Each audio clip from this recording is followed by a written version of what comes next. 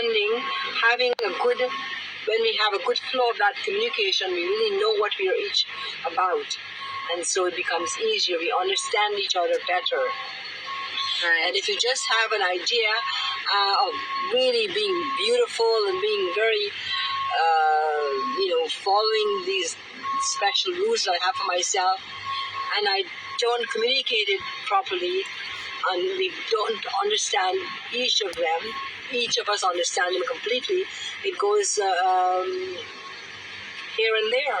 I think another thing to be cognizant of is the fact that we are both growing in that relationship, that we are there for each other to help and support each other in our growth, whatever that may mean, right? It's very important to understand that one, because we must understand that we are growing together and we must support each other.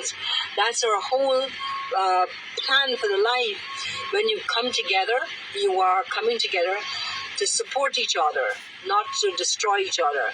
And we have to keep that in mind, because very easy that can slip away. We think, if we don't realize we're supporting each other, we're not pushing each other, into some situation here and there. We must be supporting. Support is a very important word to keep in mind. And with that idea, we have to then know that there are imperfections, right? There is this being that is whole and pure, but what is being seen may not be that right now, but we're trying to get back to that. So if that person is showing its imperfection to you, do not turn away.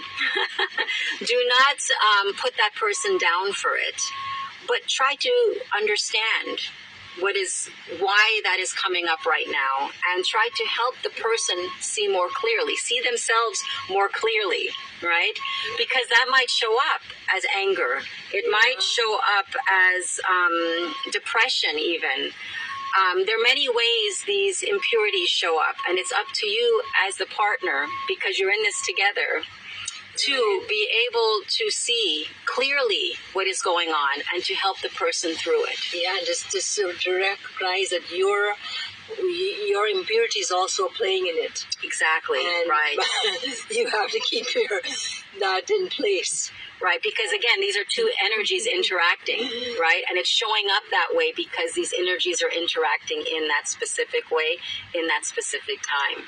So it's showing actually both of you something. You can both learn and grow from that interaction and from that impurity showing up the way it is showing up, if that makes sense. Yeah, we all have impurities. None of us are pure.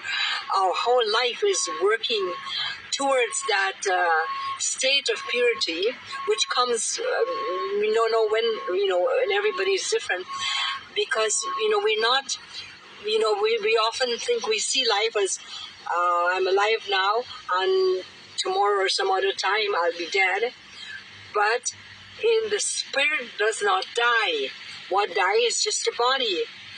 The spirit continues to live, and that truth, you're evolving, and that truth is growing in your spiritual body. That truth is growing. Yeah, so bringing it back to the specific question of suggestions for suggestions for living a spiritual life as a householder in these times. So my suggestions would be just being very clear about what that partnership is about, and not being afraid to continually make adjustments. Yeah, in order to you need to make adjustment continuously, because that's the only way you are really progressing. Right. You cannot stay in the old state continuously. Communication is very, very important. Communicating your truths in the moment of how you feel, what you're perceiving, and not being ashamed of sharing those truths with the other. I think that's very important. Yes. And supporting each other with whatever comes. whatever impurities show up, to make sure that the other person knows that you're there through thick and thin. These vows that you take must mean something, right? And really seeing that person for who they are. When you say, I see you, what does that really mean? It means that I see you in your essential nature, your essence. That is what I see, and that is what I will continue to show you. I think that's important. I think when you can both be living these values or these truths together, and be ready to help each other when one is falling off. Yeah, this could make. Yeah, I think this could make it very back quickly to that point, to the alignment that you decided to live. Yeah. No, sometimes you can have a little quarrel, a tiny little vexation can go on for a month or more, because we get into a mood and it goes on and on and on. We don't want that to happen. That is disturbing your whole growth and destroying you for some time. And sometimes that partnership ends, and we have to be okay with that. Sometimes it's over. You know, when we talk about these 4 stages of life, the last stage is that of sannyas, which means a solitary life.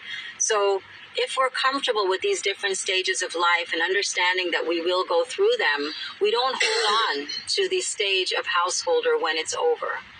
And I think that's important, because I think sometimes people feel that when that stage is over and we're not releasing, or we do release, that there's something wrong, that it wasn't a successful marriage or a successful partnership, and that's not necessarily true. Yeah.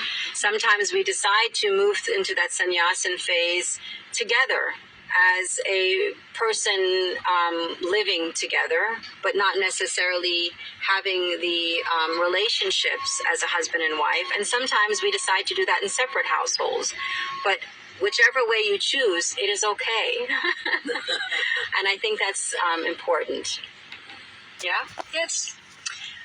Okay, anything else you want to say before? I've realized we've gone on for 15 minutes, and we'll probably continue this discussion. Yeah, this is a very lengthy discussion. So maybe we end it here. Yes, I mean, because there's so much that can be said about this, you know, but we will end it here. And our next car session will be the next question about embracing death. Someone asked about that. So yeah, I would be very profound, very in-depth, So we will do that in the next car session. One that you really need to understand. Yeah. Yes. So Om Namah Shivaya. We will see you again. Yeah.